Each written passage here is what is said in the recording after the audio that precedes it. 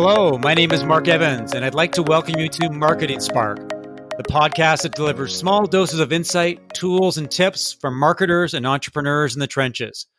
By small doses, it's conversations that are 15 minutes or less. On today's show, I'm talking with Jamie Stenhouse, an Australian digital marketer who has embraced a unique approach to sales used by his own agency as well as agencies around the world. Welcome to Marketing Spark, Jamie. Maybe we should start by explaining how we met each other. I'm a Canadian marketer. I'm based in Toronto. You're Australian. So how does an Australian and a Canadian get to know each other during the middle of a global pandemic? So essentially, from what I recall, I believe my team connected us up on LinkedIn, and we just got talking from there, if I recall correctly. That's it, exactly. And it really does exemplify the power of LinkedIn to drive new connections. Over the last 3 months, I've met an amazing number of people around the world simply by engaging on LinkedIn, by commenting on people's posts, by writing content. Today, Jamie and I are going to talk about outsourcing marketing. Given how many organizations have slimmed down their marketing departments, do you see an increase in marketing being outsourced to third parties?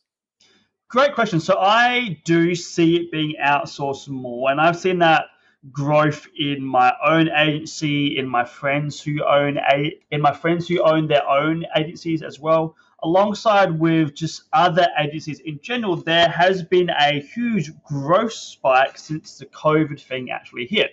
That is a very clear indication that larger corporations and larger companies are comfortable and beginning to and are almost required to begin outsourcing.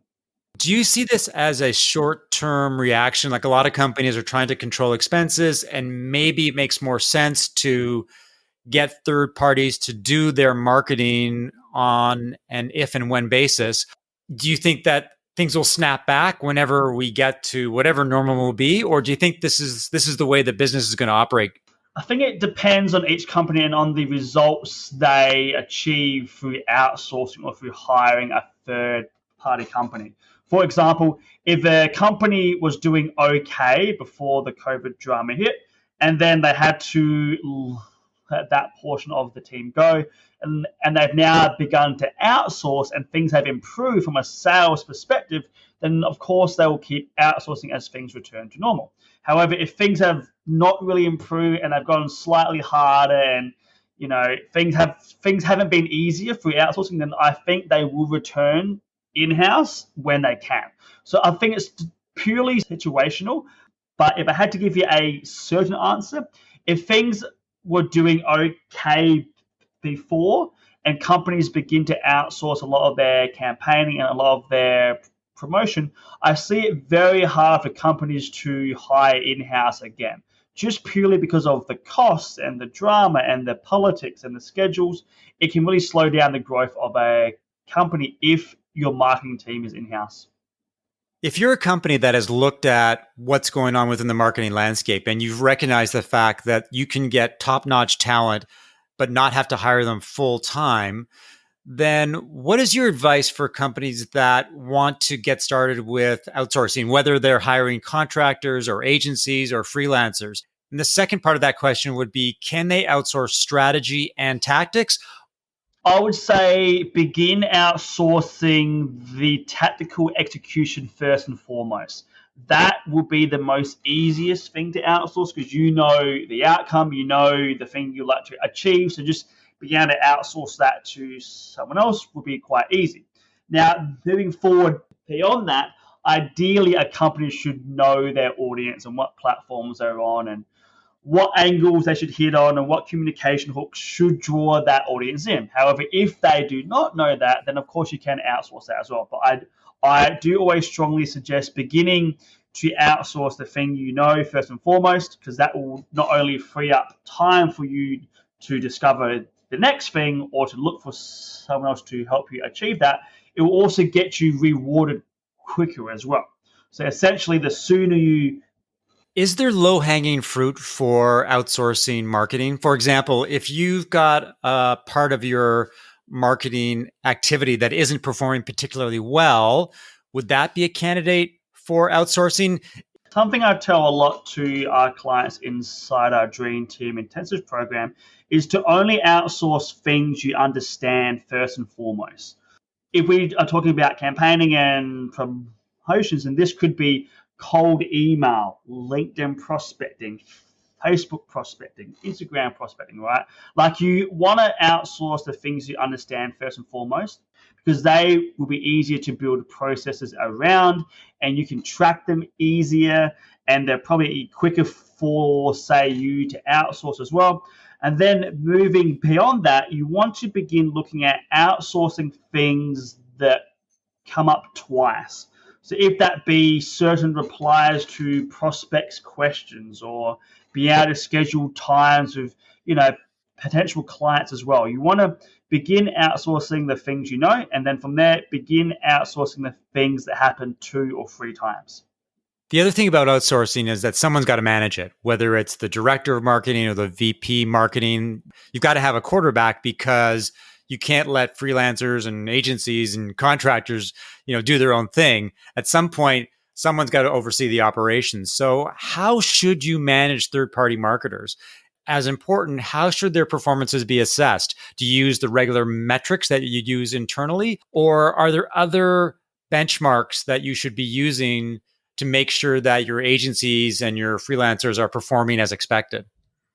Good question. So you can get very complicated very, very quickly. So essentially, you want to make it easy for them to actually complete tasks for you, and you want to make it easy for yourself to track those tasks as well. So if we're talking specifically about a certain agency that then maybe you're outsourcing to, having them deliver you a report every single Tuesday or Thursday makes sense. A lot of agencies will give their clients a report every 4 weeks. That's too late. I would strongly urge companies to get their actual agencies to give them a report every single 7-day period. This allows for change and actual review a lot quicker. That's the first thing. In terms of being able to track their actual task and the actual progress, if you're outsourcing to a freelancer or to a contractor, you should have them inside a team portal, if that be Asana, Trello, or for example, Basecamp as well. You want to have them be able to cross off tasks, ask questions, track the actual progress of certain tasks and certain processes and certain procedures. You need some way to track that if you're hiring a freelancer or a contractor. Final question about outsourcing before we get to talk about your system. Does it make sense for companies not to outsource any of their marketing at all? Or would it be, I don't want to call it economic suicide, but would it be a bad move economically to keep everything in-house? Depends on your profit margins, because obviously if you are hiring in-house, the actual cost is a lot higher. Like, not only do you have the actual employees, but you've got that sort of insurance and the actual property itself and the hardware and the electricity and all of that. So if you've got unbelievably huge profit margins, then you're happy to throw cash at something which doesn't have to cost a lot, then yeah, sure. But I think for a lot of companies moving forward, it would be very hard to get a strong return from something that costs so much. Not to say that it's not impossible, but you could get a 3-to-1 return hiring in-house, or you could get a 12-to-1 return hiring from overseas or hiring from another country as well. So that's great. We've talked about outsourcing, and we've talked about the benefits of outsourcing. And what I'm really interested in talking about, and the reason I had you on the podcast, is this system that you've come up with to outsource sales. There's a lot of people out there who don't like to sell, and selling is hard. I know from running my own business, it's a lot more fun doing the work than having to sell. So explain to me your system, how it came about, how you apply it to your own business, and how you're starting to allow other companies around the world, including many agencies, to use it to drive their own businesses forward. Sure. So in short, we have a team of 17 people for my agency. 16 of those are on client delivery, and a single person is on cold outreach. And they do cold outreach on Instagram, LinkedIn, Facebook, a little bit of YouTube as well, alongside cold email, online forums, and also community groups. And their role is essentially to connect myself up with our actual potential prospects, and they would talk on behalf of me using our scripts and protocols and triggers and all of that, and they would move that prospect closer to then scheduling a call. And then at the right time, they then would schedule a call with that prospect on my behalf. And that's all just created using scripts and processes and trackers and actual triggers and actual procedures. It's not anything hard. It's just a lot of small moving parts. And what's great about this is that we're not using any apps or any automations or any Chrome extensions, right? So our company owns the actual procedures. So not only do we have actual influence on the speed and on the targeting and on the actual quality of the actual processes, we're also not going against any platform terms of service because we're not using automation. We're just using a team, or in this case, a single person to actually prospect for me. And the results have been tremendous over the last few years. So a couple of questions. One, are these full-time employees or do you outsource these activities? And this is low-cost labor. I mean, this is labor that's fairly inexpensive. There's really good margins to be had by hiring a bunch of people who can generate some pretty high margin business.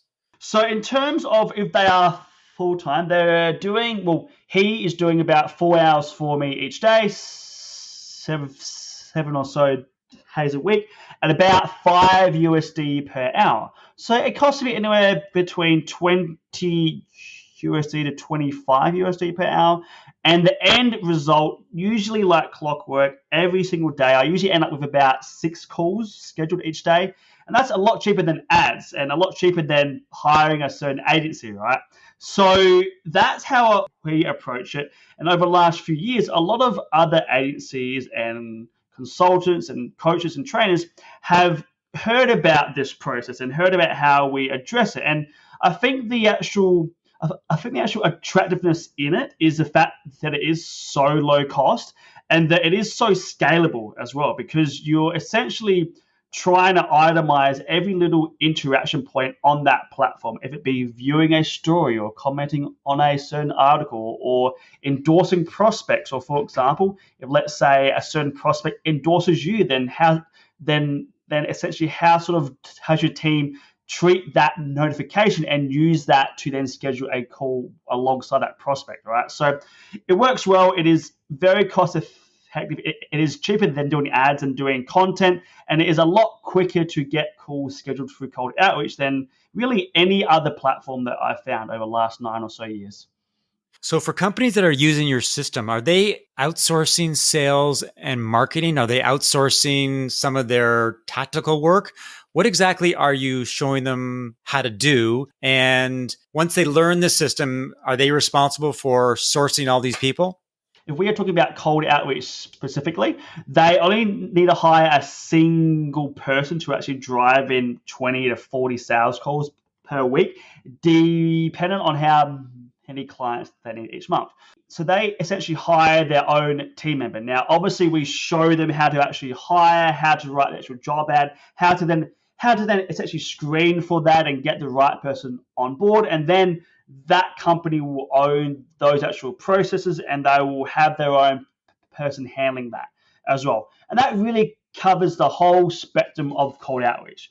Obviously, from connecting, inboxing, scheduling calls, answering questions before calls, engaging on content, sharing inside groups if need be, commenting on certain articles, viewing profiles, endorsing profiles. Every little interaction, notification on every single platform should be used to push a call forward. And that's what we essentially train companies on is how sort of do you create processes around a full-time employee who then is their sole responsibility is then to get calls scheduled for that company every day. Excellent. So now people want to learn about your system. Where would they go? The best place to go is to probably jamiestenhouse.com. In there, I show pretty much a whole system. I show all of our actual protocols and trackers. So I'm a pretty approachable person, as you know, Mark. So I'm sort of more than happy to show this sort of inner workings of our processes for that. Well, thanks for being on the show, Jamie. And I'm really interested in how people react to your system. I think it's very intriguing, the ability to drive conversations through very low cost methods is something a lot of people should be interested in. Thanks for listening to another episode of Marketing Spark. If you've enjoyed the conversation, please leave a review, as well as subscribe via iTunes or your favorite podcast app. For show notes of today's conversation, visit markevans.ca/blog. If you have questions, feedback, or would like to suggest a guest, send an email to mark@markevans.ca. To learn more about how I help B2B companies as a CMO for hire, consultant, and coach, visit markevans.ca. Talk to you next time.